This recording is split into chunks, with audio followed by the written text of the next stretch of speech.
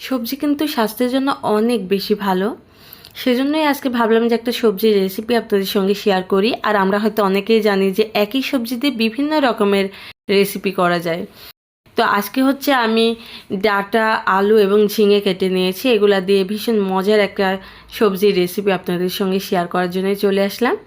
এর জন্য হচ্ছে প্রথমে চুলাতে আমি তেল দিয়ে দিলাম, আর তেলটা গরম হয়ে আসলে আমি 1 টেবিল চামচ এখানে পাঁচফোড়ন দিয়ে দিলাম। এবার পাঁচফোড়নটা হালকা একটু নেড়েচেড়ে এখানে পেঁয়াজ দিয়ে দিলাম।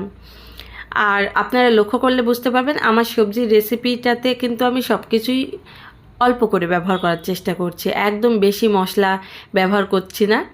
তো এখানে আদা রসুনের পেস্ট মিলে 1 টেবিল চামচ দিয়ে দিলাম। দিয়ে দিচ্ছি পরিমাণ মতো লবণ, হলুদ গুঁড়া, শুকনা মরিচের গুঁড়া, ধনিয়া গুঁড়া, জিরে গুঁড়া।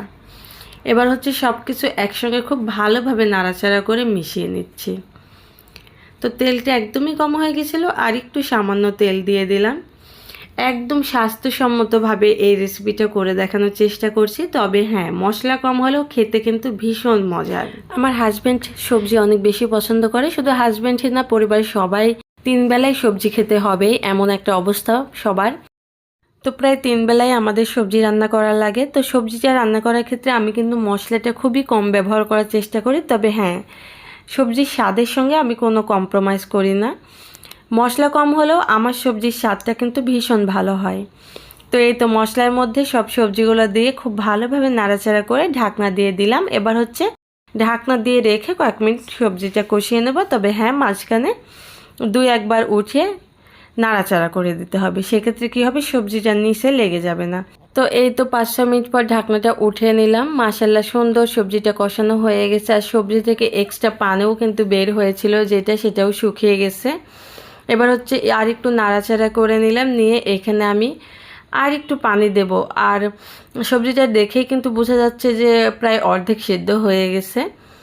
এরপরেও আমি অল্প সামান্য একটু পানি দিলাম, যে বাকিটা সিদ্ধ হতে লাগবে এবং একটু তো ঝোলও রাখতে হবে।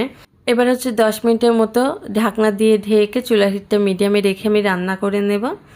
10 মিনিট পর ফিরে আসলাম। মাশাল্লাহ, দেখুন সবজির কালারটা খুব সুন্দর আসছে, আর ঝোলটাও কিন্তু শুকিয়ে গেছে। সামান্য একটু ঝোল আছে, যেটা আমি রাখবো, কারণ নামানোর পর আরও ঝোলটা কমে যাবে।